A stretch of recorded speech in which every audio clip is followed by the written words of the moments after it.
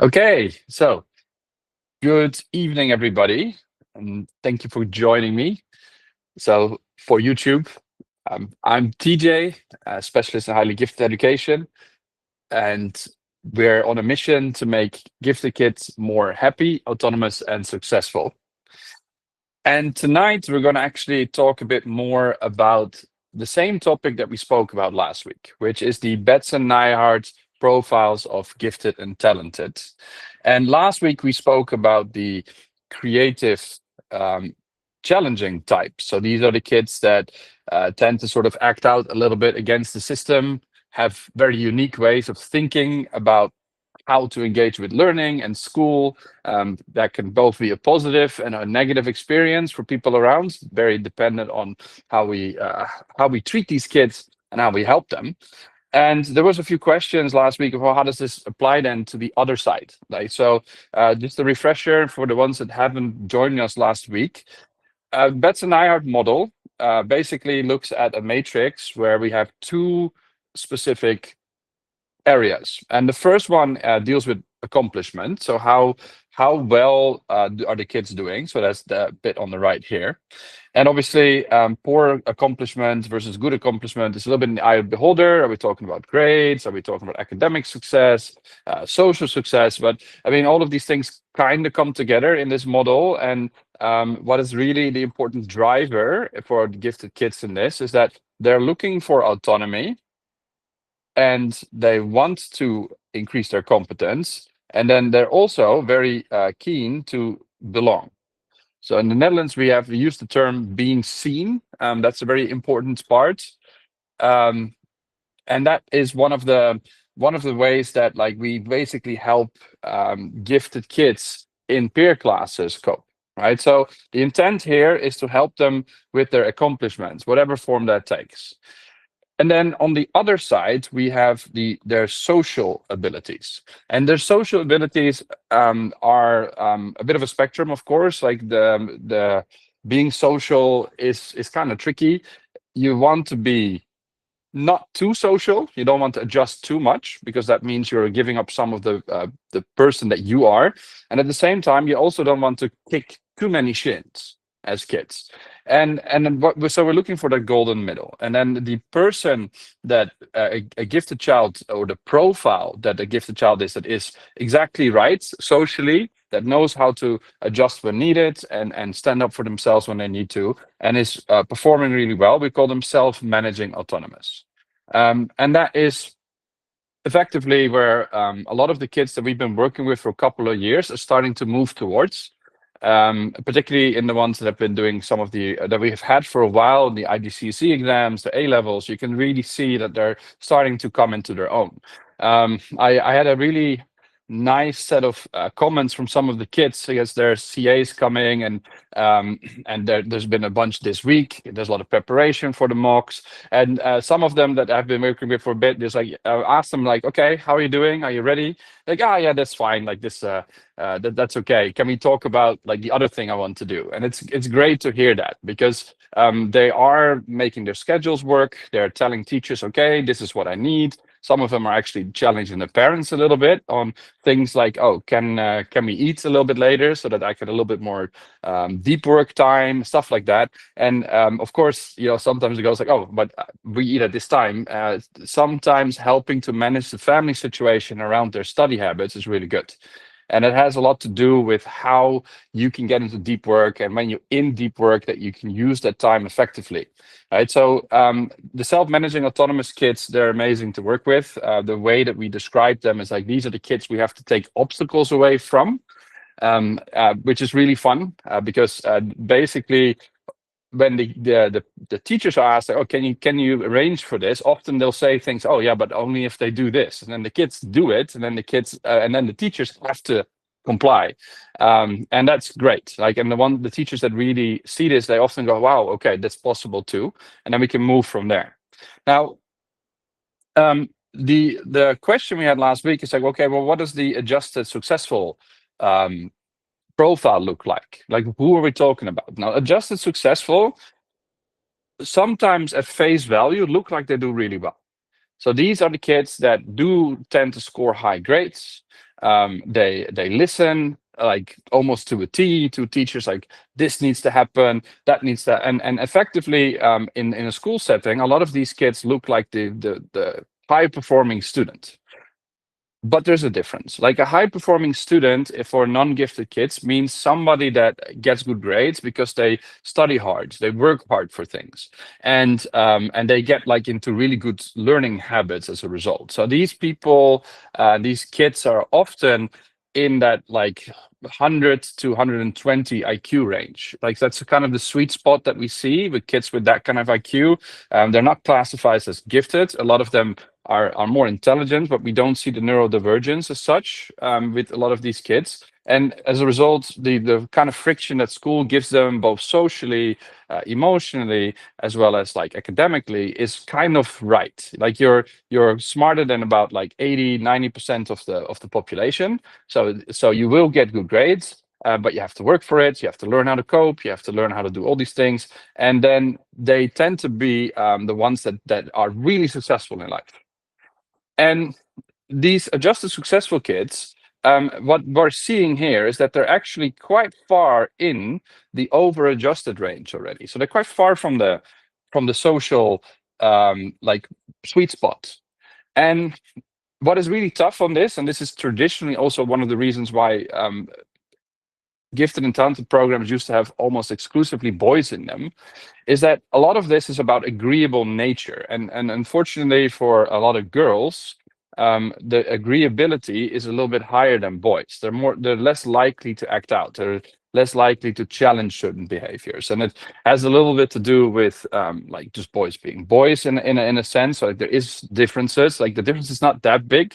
About 55% of girls tend to be like more accommodating compared to 45% of the boys. But what happens is that at the extremes of those things, so then we see that the number of boys are 5-6 times as high in number of population versus girls, right? And then like these are the kids that actually end up in that challenging creative behavior. So it's mostly boys on the other side of this, but it doesn't mean it's exclusive. So there's plenty of girls I've seen in the challenging creative side as well, and there's plenty of boys that I've seen in the over-adjusted, adjusted successful bit as well. So, but like, why is this a problem? Because they're doing great, right? They're having their grades, they're fine. So like, what is happening with these kids? Now, what we know, based on Betts and Neihart's model, is that the feelings and attitudes around these kids are basically compliance. So they're very keen to just say, okay, I'll do this. Yes, I'll do this. And this goes as far as that they actually become dependent. Right. So what happens is they become very dependent on outside factors for their motivation. So we call them extrinsically motivated. And for a lot of them, I've noticed when we do assessments here in Asia versus in the Netherlands, that the extrinsic motivators towards like getting grades tends to be a lot more strong. Now, for those that don't know the difference, like intrinsic motivation means I do things for me because I like to do the job. So there's no outside motivator that makes me go do things. Whereas extrinsically motivated means I'm doing it because outside factors want me to do this, which is either the teacher asking me or the parents telling me. And effectively, like this is one of the reasons why that is sometimes a bad thing, is if that's too extreme, they go into what we called closed mindset. And closed mindset, we know from Carl Dweck's work, basically reduces your IQ scores on certain tests. So that actually means that there's other challenges when it comes to performing better. So just by the fact that you are in a closed mindset, your performance is maybe 4 to 10% lower than what you could. Now that's obviously, to us, that means there's an underperformance gap. So it's very common with gifted kids in this adjusted successful situation, is that they actually are underperforming. So when that happens as well, like fear of failure and closed mindset is very closely connected. So when you see these girls and boys that are in this particular state of thinking, they often have fear of failure, so test anxieties and things like that. Particularly when things start going a little bit off the rails, and why that happens, I'll talk about in a sec. But it also becomes an issue when um, things aren't necessarily going off the rails, but they become a bit perfectionistic. Right, so it's like, okay, like I'm doing this for the reward outside. I'm going to try and become they're very self-critical as a result. And then the big thing with that is the same thing. They work for the grade. So the grade is the important part. And this is one of those things. The argument, of course, always being, is are grades good or bad? And yeah, in the West, there's more and more letting go of that idea that grades are good. And there's a very interesting study from Professor De Haan in the Netherlands. He did basically what happened in the University of Amsterdam. They basically decided at one point, you know what, we're going to get rid of cum laude as a term. So we're going to get rid of that, like the grades when it comes to this. This is the medical university. The part of the university was doing medical studies, and they said, okay, we're going to do a test for 4 years, and we're going to basically remove cum laude. We're not going to track it. Like whoever scores the most or whatever, nobody cares. Like the cum laude used to be almost like a leaderboard. Like who graduates cum laude obviously would write that down in their LinkedIn profiles. Like very like, okay, proud I've achieved this. And they said, okay, let's take this away. See what happens. I mean, the decision wasn't made that lightly. There's a lot of academic work that shows there's a lot better outputs when it comes to students, and a lot better learning when the grades aren't there. But the university said, you know what, we're gonna start doing this. It's kind of a brave thing. A lot of people said, this is kind of crazy. What are you doing? And they said, okay, but we're going to measure how much of impact it has on the students. So we're going to take a little bit more time figuring out what they're actually learning and what they're putting out. And what they found is that now not only did happiness increase, like significantly, like so subjective well-being, particularly mental stress and stuff, like became really almost non-existent, which is great news, of course, like because being stressed is not good. Having your doctors be stressed is also not good. And if you start that already when they're training to become doctors, that's maybe not such a smart idea. But okay, so that dropped. Great. But what else happened is actually the output in terms of like how the university looks at, like, okay, what is the impact on things like research, patents is filed, and collaboration markers that they were looking for, and all those things went up. So in a way that you're looking, what is the point of a university, which is like having more impact on the scientific canon? All those markers went up. Numbers of articles were published went up. Everything went smoother. Collaboration went up. People that had like a great idea, instead of trying to hold it for themselves because they wanted to get like cum laude graduation, started sharing, and then the actual ideas became more likely to be patented as a result. Right. So this is at the highest level kind of thing. And then there were a lot of exchange students from Germany, and they started to demand to do the same thing in when they went back. That caused a bit of headache for the German universities at that point. So it did start a bit of a movement. It was a very, very interesting bit of work that was done there. And yeah, that obviously is starting to bleed into a lot more things. Like in the Netherlands, we don't have grades as such in primary. And that also has helped us a lot with these particular goals, the adjusted successful goals, because when the grades are not there and you can focus a lot more on what they're actually learning, you see that they're just getting more confident, and a lack of self-confidence and is really there. Like so when I'm assessing these mostly girls, but some of the boys too, what I see is that they every time that they play a game in front of me, they will stop in between just to see if I'm affirming them, and they go, oh, okay, like, did I do that right? And these girls are and boys are really good at observing other people to see, oh, how do I please them?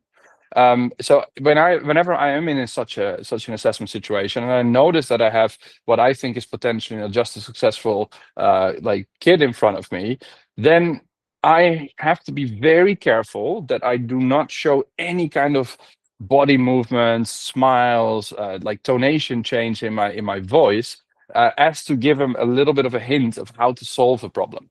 Right, because they will try and see if I can and do that, and something very interesting happens. So they'll solve a puzzle in one of those sessions, and I'll freeze, like completely silent, and I'll let that silence go, and it sometimes takes like 2-3 minutes, and then they start second guessing themselves, because the approval that they normally would get for doing something successfully is not there. So what do we need to do then? Right. So she goes, oh, like what happened here? And then they start second guessing themselves to the point that they will start resetting puzzles that they've already solved, just because and then you see that mental confusion in their faces, you see it in their body language. They become really uncomfortable because all of a sudden that outside extrinsic factor is not there. And now, like, what do I do? Like, that's how my entire dopamine system has been wired, and now that's not here. So they get very uncomfortable. And unfortunately, as kids get older, that kind of recognition becomes a little bit less, and quite a lot less. Um, maybe I can see, like, when is the last time, um, like, who has had praise for things that you've done more than 5 times this week? Can I see some hands? Who has had praise for 4 things this week? Yeah, 3, 2. Has can I see some things in chat, like for people that have not had praise for anything this week?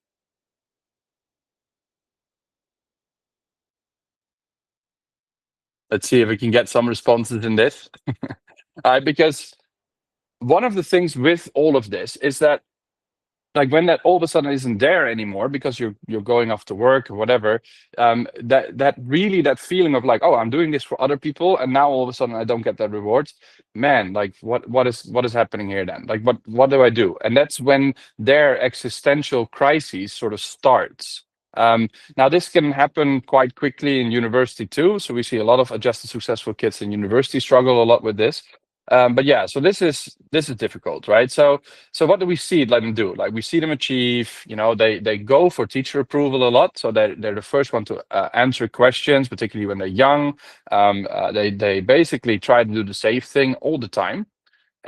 Because when you, and again, like, because you're working for that praise. So what can you do? What is the easiest way to get that? Like, that's how all our brains are wired. And then what is really problematic in this particular group is that they stop doing things that are even a little bit difficult for them. So we see these kids like become hyper focused on one thing, and they'll start identifying as like good at one thing and bad at something else. And this is really my problematic challenge that I think it really makes these kids underperform. They start focusing so much on things that they're good at that they let go of things they're not, and they'll be very ruthless about that. Like, some of them will go like, oh, I'm not good at math, like, so I'm not doing anything with this. Some of them are good at both the core subjects, right? So they're good at the core subjects, and they completely stop doing anything outside of that. And particularly like here in Asia, a lot of times I've noticed that like some subjects just don't really get that recognition, because the idea that, like, okay, you know what, you can earn more money with one subject or another, is very interesting, and sometimes that holds true, but like most of the time people really mess this up. So there's some really interesting data from the US, for example. Everybody like has this, the phrase was like, I'll learn to code, you'll be fine. And what is interesting in the US is that people that graduate from IT related studies right now, so the young adults in the age range like 23 to 26, have the highest unemployment rate in the US. So that's close to 9%. And a lot of others, like things like accounting and lawyers, have kind of similar unemployment rates, which is very alarming. And then things that sort of got dismissed, which is things like psychology, And ironically, education, the unemployment rate there is almost non-existent. And then when you think about it here in Malaysia, like some very interesting bit of information here for parents that want to have that conversation with their kids about what should I do. I always tell them, look for shortages, like where are shortages, and then like if you'll find these newspaper articles. So a big shortage in Malaysia right now is psychologists. There's 500 of them in Malaysia, which is silly low numbers. And I hear that as a result, some psychologists now are like booked back to back 3 months out. Right, so you want to get an appointment, it takes 3 months before somebody can come see you, and the hourly rates that they charge is more than doctors do at the moment, which is kind of crazy, right? So like the idea of like, oh, this is a core subject, therefore we need to go that way, and what should be a core subject, what should not be a core subject is like very subjective. But like the what happens with a lot of these adjusted successful kids is that because they want to please everybody around them, they will hyper focus, they will narrow down, and then because they're so scared of jumping out of their comfort zones, when they're stuck in these kind of situations, sometimes if they need to pivot, they don't know how to do it, right? So that's a very big problem that we see, and this becomes the behavior when it comes to like, oh, adjusting to teachers and so on. There's two kinds. There's the one that sort of happen like as a habit, so they're not fully aware of it, and there's plenty of gifted people that sort of were in this adjusted successful term and just didn't realize it. They went, okay, that's it. And then years later, they do an IQ test. And I still run into a lot of parents that go like, oh, I'm not sure. Like, and then sometimes I ask them, like, oh, you know what? Like, are some of these experiences like very similar to what you've had when you're in school? It's kind of a hint towards maybe there's something more there. And some of them do IQ tests, and then they find out, yeah, actually, like I am gifted, but like the advantages that you could have never really materialized. And it can be kind of heavy kind of conversations. Like in the Netherlands, BrightKids, our parent company, is starting to basically help gifted adults a lot more now. And yeah, the amount of work that needs to be done there is kind of crazy, and it's after already 30 years of gifted and talented help in the Netherlands. So I don't even know how many potential parents are here. So it's very likely that like a lot of you here sort of, when I say, okay, this is that profile, maybe it sounds familiar. Yeah, so okay, so what do they need? Like so how do we help them? Because that's the next step, right? So the few things that are very important, so they have some needs, and I'll do this here so you can see. So what are their needs? Well, first of all, right, they need challenge. So what does that mean? Now, I mean, challenge is obviously sometimes hard. Like as a parent, you don't want your kids to fail. You know, you want them to succeed. You want to prevent any of the difficulties and challenges that you've had, right? Because like it sounds like, oh, we want to be good at things, therefore we don't need challenge. But in order to get really good at things, you actually need challenge. And it's very common. Like I always use computer games as an example. Like if you have a very simple computer game, you won't be playing it very long. You want something that is technically the right kind of challenge. That would be nice. But challenge in general and failure that comes with it is really good, right? So that's the first one. But they also they need to be shown that some of the stuff that they are not good at, the deficiencies that they have, that they exist. Right. So a lot of these kids that I work with, and some of them, unfortunately, are so stuck in this particular mindset. There's so much cognitive dissonance that they don't even want to accept that anymore. I've had some kids where, like, in order to get them out of that, I would have to spend almost like 20 sessions just helping them overcome that cognitive dissonance in their head. It's like, no, I'm just not good at math.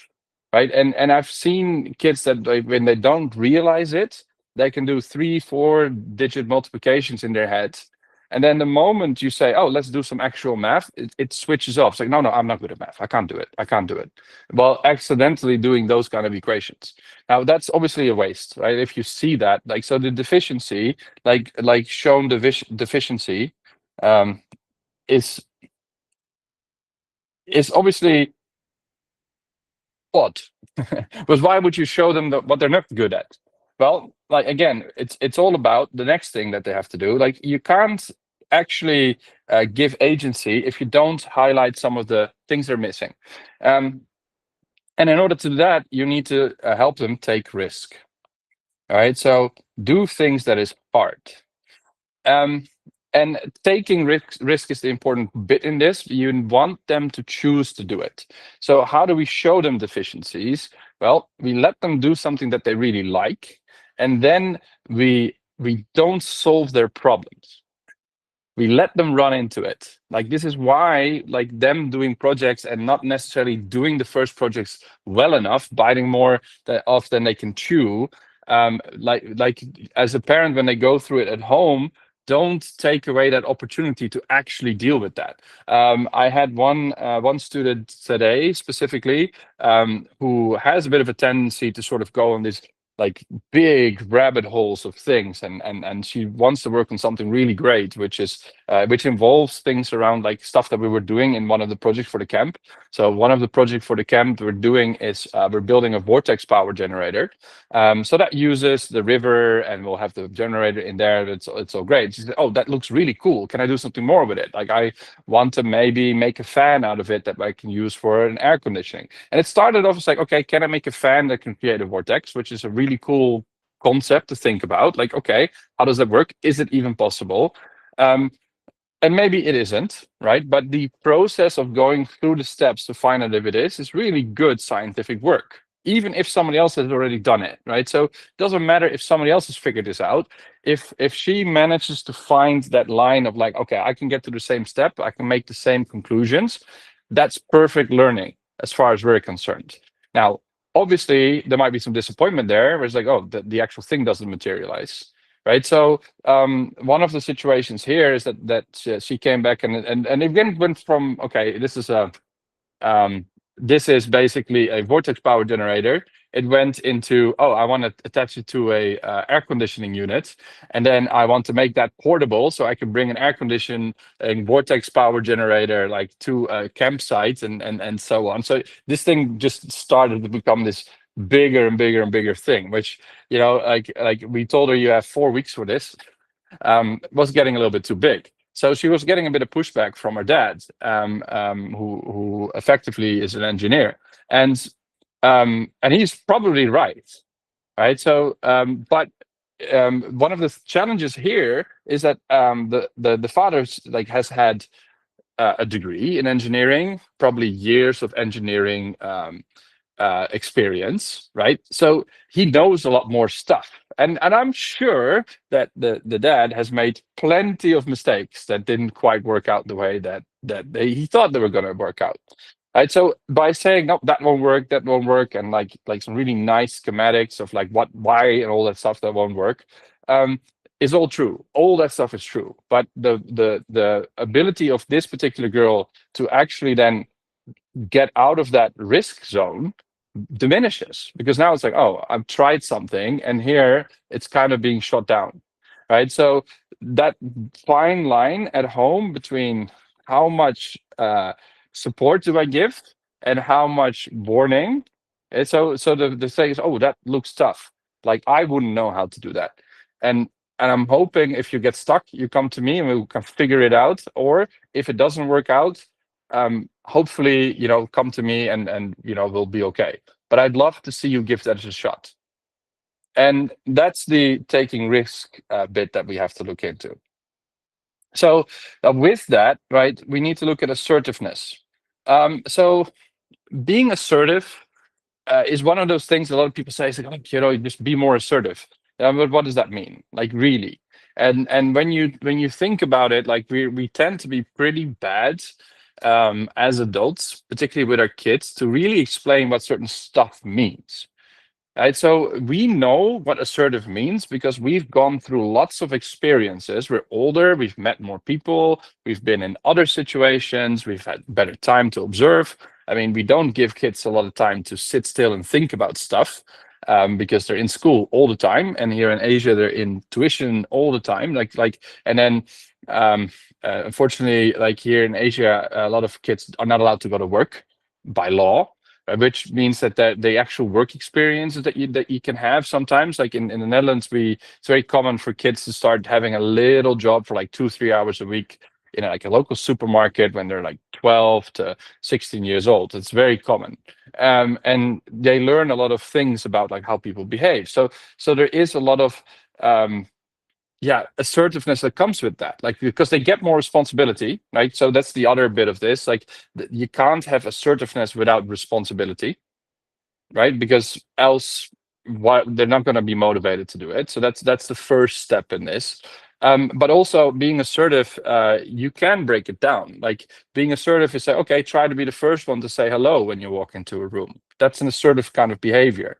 And you could say, you can be assertive by complimenting people, right? So like, and the further back you bring this, the easier it is. And I like using the examples with the kids, like if you're in a shop, right? So you guys go to shops sometimes, I'm sure, and you work into some shops and the clerks are just standing there behind the till and they're just waiting, and they sort of look at you, and like it's like, oh, you see something or you don't, you walk out. It's never quite a nice experience. Some shops where you walk in, you get greeted straight away. People walk up to you in a particular kind of way. They approach you by not coming from the back, for example. And like when we were doing sales training in Games Workshop where I used to work, we were very specific about these things, where we said, okay, this is how you greet people. This is how you use your tone of voice. This is what your body language should be like. This is specifically like how your first questions should be. This is how you observe them without it making it creepy. This is like all these things, you can break them down into very small bits. So when we're talking about teaching them particularly assertiveness skills, this is the kind of stuff we need to do. Now, assertive skills obviously can be hard, but if you really look at it, you probably have known some of this stuff. So what you need to do at home here is you have to be very precise.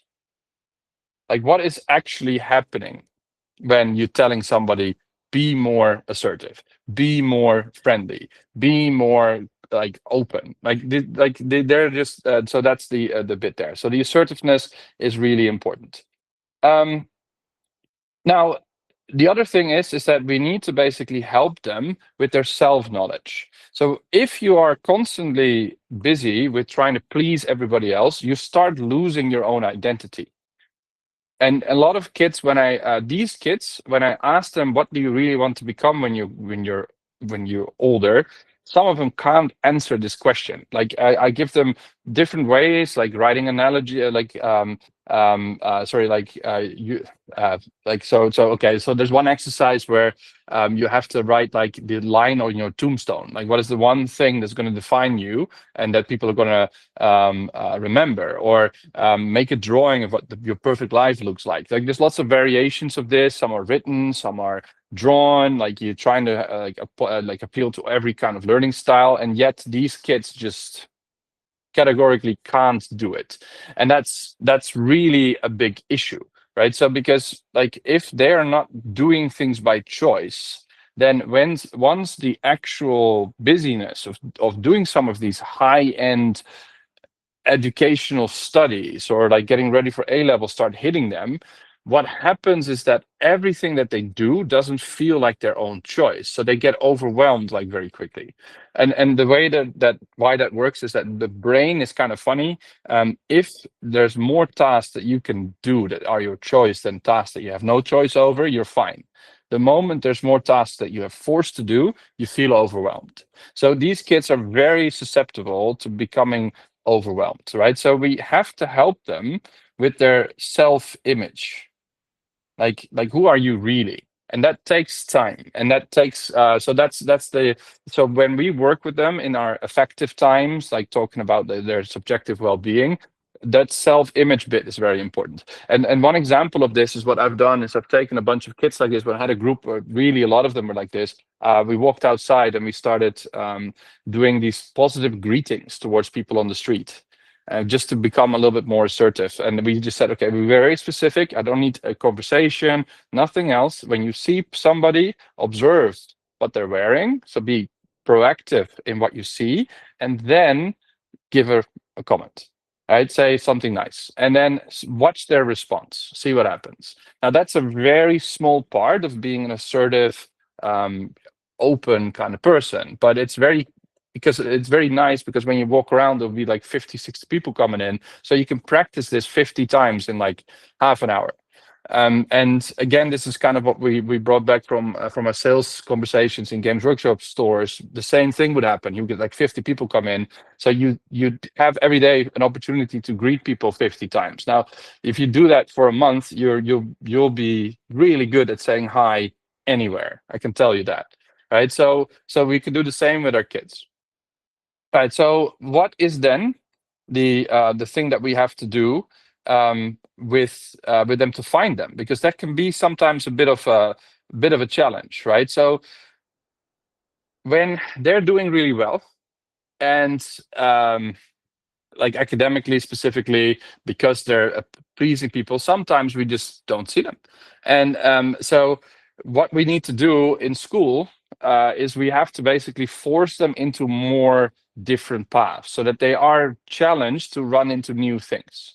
So that forces them to decide, oh, okay, I have to do something. And then what is good is like, because when I measure potentially gifted kids without an IQ test, what I tend to look for is, okay, if I give them a new skill, how long does it take them to really get good at that? Like, and this is why we use these board games a lot, because they don't recognize them as coursework. So some of these like successful kids, they already know how to manipulate tests to get the exact amount, right? So yeah, that's a tricky one. And what is actually very interesting is like some of these kids do it on purpose, right? So I was saying like one end just now is like, oh, they don't know, but the ones that do know often do it on purpose. And I had 5 kids today because we had a bit of a conversation about like what is like what is some things that you don't like about that extra kind of work, like is this a CCA or not? Like there was some conversations about that, and all like few of them like, oh man, I just like it's so annoying. I finish my work and I just get more of the same stuff. So I just get a little bit lower mark on this thing, and I won't get bothered, right? So that's not obviously not good. It's kind of clever, but it's not good. And there's a lot of times where kids go, okay, I'm just like they're just to test out if people are just there for them, or are they there for the grades? Like there was a similar open discussion about like some of the teachers that they were working with, and they go, like it just feels that this teacher just cares about whether I am an A or not really about me. And that is kind of like you could say, like, oh, but the teacher wants you to get an A because it's best for you. But there's also teachers that want A's because it's good for the school and there's prestige, and these kids get that, and they go, okay, well, I'll play along just enough as long as it benefits me. Now, do that long enough, it becomes second nature, and then you forget why that works. So that's the identification process is about doing different things. There's one of the other reasons why when we do these CAT4 assessments and we find that the kids are there, like my programs are really designed to sort of do things a little bit different, because these kids, the successful kids, will know how to play along, and therefore like by putting a little bit of creative obstacles in their way and challenges in their way, they have to adjust. Oh, all of a sudden I have to do something with art, or I have to do something with math. So that's important. All right, so let's take a little bit of time to talk about like what can you do to support them at home. So what do we do at home, right?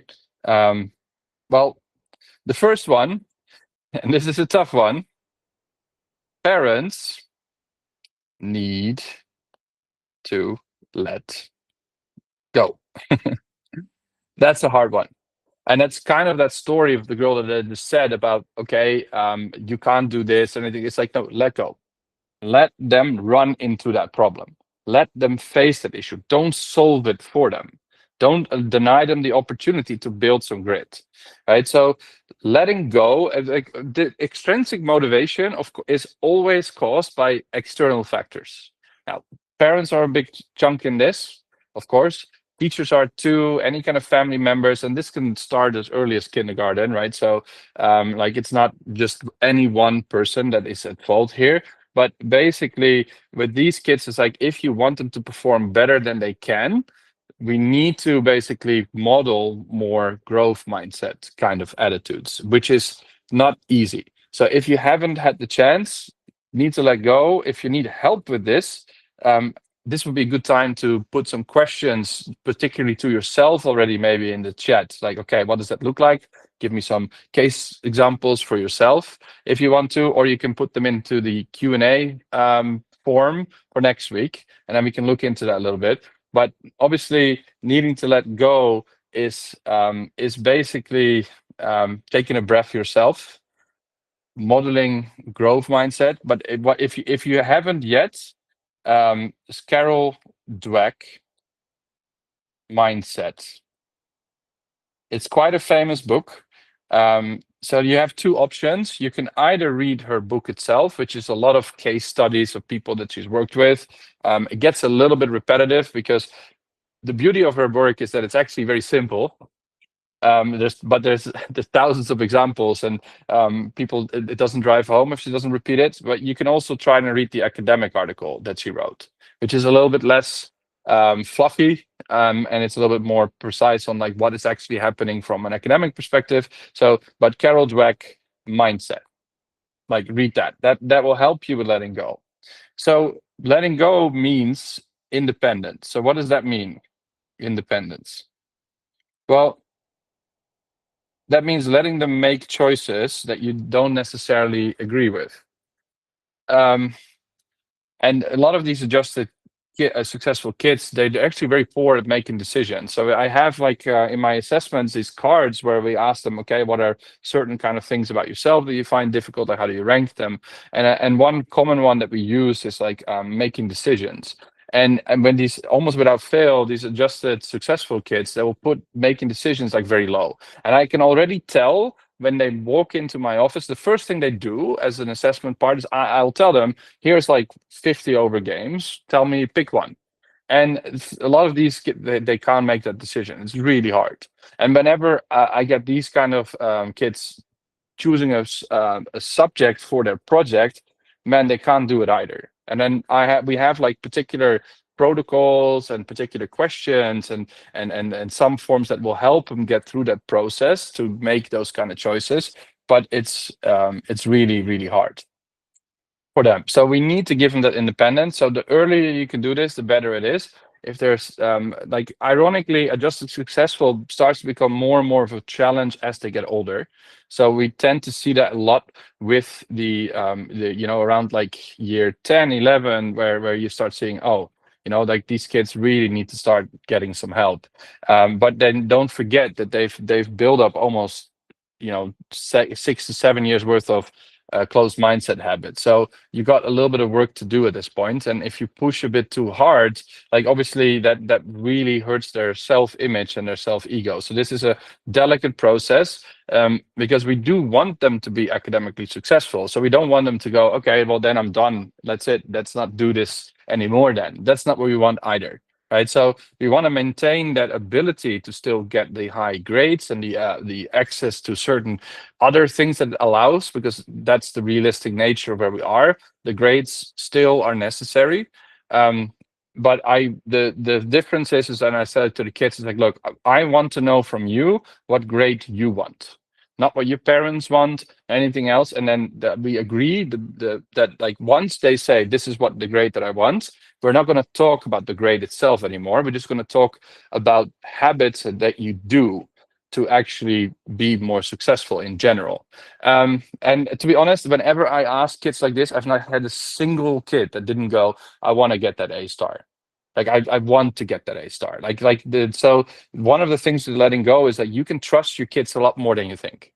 Like even the one time because in help and in 3KDU and a few of the other schools, there's only been really like two kids that sort of said, yeah, no, I'm fine with a C. And then we say, okay, C is fine. Go ahead. You're going to work for that. And once they get a little sniff of that success in that first project that they've done, or the third project where they finally get, oh, I'm getting this, and they go, oh, I can do something more with this. And now I want to do this thing, and actually, I need this other thing. There's a few of them that basically they will go, okay, I need to do this. I'm going to study. And then when I asked them, so I thought you said a C was enough, that they smile at me, they won't say anything, and then they move on. And so even those kids tend to sort of work towards that, but again, from their own personal feeling. And once we get, then they're much more on their way to becoming successful, autonomous, and that's where we want them, as you remember. Okay, so independence, like now, like one thing that you can do is do more risk taking. Now, I was just talking about camp before we switched the camera. The camp is literally designed for this, and the conversation with some parents, oh, that will be the first time that will be away from home, very common. Right, so it's like, yeah, yes, that's right, and we will have kids with homesickness and stuff like that, and we basically tell them, look, there's some outs, like you can be picked up at night, for example, but let's try to stay. Right, so we tell parents and say, oh, we're very worried that they will get homesick. So okay, well, bring all the stuff they need to stay, and if they decide to stay, that's okay. Then bring them back the next morning, and then basically those risk-taking experiences, like they like a little bit of controlled risk as often as possible, is a great way to get over that. So and then the thing is like, and this is the risk-taking, allow for distress. Okay, so I think this is actually kind of the original question. Is like, oh, I've got an overexcited child. And last week we were talking about like how an overexcited child in the challenging creative group, this one here, how they behave. But basically, this allowing for distress is even more important for these adjusted successful kids. And that doesn't mean ignore them when they're in distress. Like, I think that's a big difference. And I had a bit of an eye-opening moment for one of the parents I was sitting with a week or two ago, where they're like, oh yes, she's she's struggling with this emotion. Like, it comes out, and this particular girl is like in school is actually really engaged and sweet and stuff, but I think she really masks a lot of this. And the mom says, at home she just explodes, or she becomes like in this existential crisis of sadness and stuff. And then I asked, like, what do you do actually when that happens? Well, yeah, I sit her down and then we talk about it, and then I try to help her find the solution. And I said, and then I asked her, like, okay, well, I mean, if you're upset and angry, and your husband comes to you and says, how can I help? Let's solve this.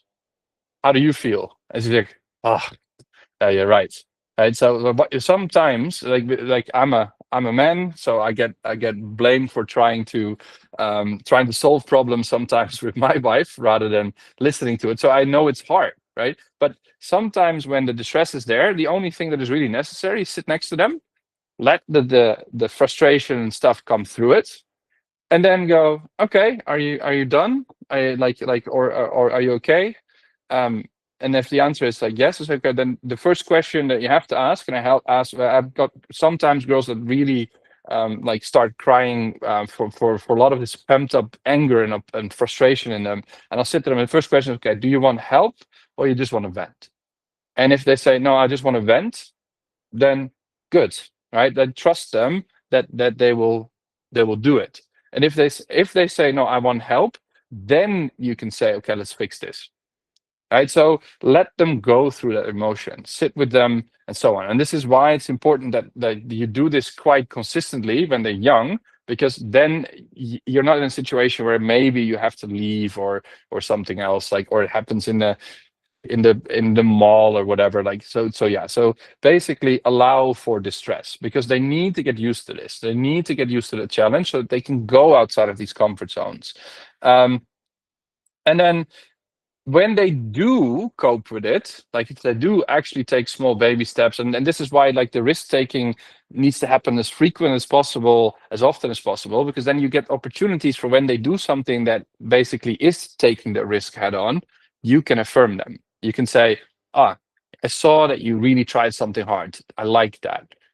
So and try to avoid talking about the result of that. Like you have to be very specific in your words in this. Make sure that you emphasize the action, not the result. And that takes practice, right? So you can practice this among your partners, which helps too, because it actually is really good. I call it constructive positivity. So you have to think like a lot of you are working professionals, so you've probably heard about feedback and how if something happens, you can't just say that's a bad job. You have to be specific. Oh, you did this wrong, you did that wrong. Like we're very good as humans to sort of like point out things that aren't necessarily right.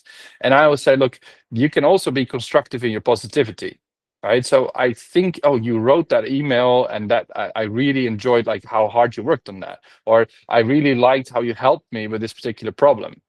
Today you handled this really well. Right. And like that kind of language, like you need to basically practice, and then you're modeling basically the behavior that you want your kids to display as well. So allow for distress, and then affirm like attempts of risk, right? So that's really important. Attempts of risk, and then you have to be a little bit firm. So, for example, if you have an agreement that you've made where you said, okay, it's time to swim today, and you have to, and they're like, okay, I don't want to go swimming, there'll be a tantrum. And you sit down with them, you give it time for the tantrum to walk down, and then you say, okay, I saw that you were upset with that.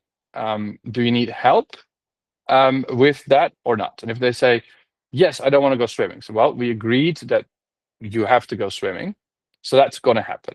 But I can see that upsets you. So if you need help with getting upset, you let me know. If not, let it out. And then after that, we go swimming. And that's kind of hard. And then what happens is they'll probably get angry again. And then but you'll notice that if you keep doing this, they will, like, that distress becomes less and less because they're getting better at being emotional about it. Now, obviously, it can't be. It's not fair if it wasn't a choice in the first place. So if you're like, okay, you have to do this right now, you have no choice, then that's not good. But if they basically go, if you had an agreement and you have to be because technically, for example, with sports, it doesn't really matter what sport they do, particularly as a CCA. It's like, look, if they don't want to go swim, or they could do something else. Like as long as they're moving, it's not the end of the world, right? So and maybe there's some other fear that you don't know about, right? So it could well be that they went to a pool party one day and they had a near drowning experience, and that doesn't have to be more than like 4 or 5 seconds in a very key stage, and then it's there. Like, so there could be something there, right? But even then, it's about, okay, like when you have that discussion, like, do you want to go swimming? And then go, okay, like, let's agree on that you can swim. You have to swim once every 3 weeks rather than every week. And then if they say, okay, that's we'll do this, and then once in the 3 week comes and they get into distress, then you have to say, look, you agreed that this is what we were going to do. Now it's happening. You had all time to get for it. So yes, we're going. And if they then get angry and upset, you say, okay, I see you're angry, upset. Let's sit with you and wait. So if you know this is coming, one way to deal with that is basically like getting up 1.5 hours earlier. Right? And then having the time for that to happen so that, like, you won't be late in school. And obviously, a lot of these kind of situations, there's other things too, right? So you don't necessarily have to start with something as big as that. Like, particularly if there's other situations where they lose their cool, basically, when they come and like they come back from school and they have to like they want to play a game. Right? They'll go, okay, I want to switch on the PlayStation and I want to play FIFA. And then you have an agreement that they can only play like 30 minutes. And then maybe they'll say after 30 minutes, oh, a little bit more, a little bit more. But at that point, you have to be firm because this is a good opportunity because you probably don't care whether he plays FIFA or not. So that's the perfect opportunity to say, right, let's draw a line in the sand and then sit with them until they calm down. And then once they calm down, affirm that. It's like, oh, I see you calm down. Oh, that's nice. You're back here again. All right. Do you want help or do you want to vent? And if they say, yeah, I want to keep playing. Well, we had an agreement, half hour, no more. Half hour is up. Maybe next time I can give you a 10-minute warning. Would that be okay? But you have to be firm. Positive, but firm. The agreement was there. The fact that they get angry is they themselves. It's not anybody else's fault, right? So that's the important bit. So pick your battles so that you can practice this, and then talk about potential battles that come. Have an agreement in advance, and then say, look, anytime you get upset and angry, I do not mind, right? I will be here for you, but the agreements we have, we keep to. And then, of course, whenever you have an agreement, you have to be really firm to yourself as well. So make sure that you don't make an agreement that you don't want to keep, because then we're having a lot more issues. I have time for a few more questions for you if you guys want, maybe in the chat. But if not, then I would say we're at the end of this hour. I think I've answered a few questions of some of the parents that I've spoken to that I can see are in the chat here as well. So I'm hoping that helps. So please, if some of these questions, particularly around like oversensibilities for different kids and how to deal with them, really feel like, okay, what can I do? And they feel like a little bit too close, put them in our questionnaire form. We'll be very discreet so that like you can ask some of these more tough questions and then we can talk about them here. Right. So, but just to basically recap a little bit, we've looked at the adjusted successful types, which look like they're performing really well. But unfortunately, they are very likely to get burnout at later stages in their life. So we need to challenge them. We have to help them with their deficiencies. We encourage them to take risk. We are very aware of their assertive skills that they need to learn. And you need to be precise in how you tell them that these skills need to happen. And then we have to build a positive self-image. And what you do at home is you need to let go. You need help with that. Read Carol Dweck's Mindset. We need to help them with independence, which means let them choose things and let them deal with the consequences. Take risk and allow for the stress. So don't fix the stress or don't make it worse. Right. And then when they take anything out of their comfort zone, you affirm their risk. So I'm hoping this helps you guys today with some of the stuff you guys will be facing at home. Again, I'm looking forward to more questions. I'll dive a little bit deeper into the underground and the twice exceptional profiles next week. And then I wish you all a very good night. Hope you enjoyed yourself.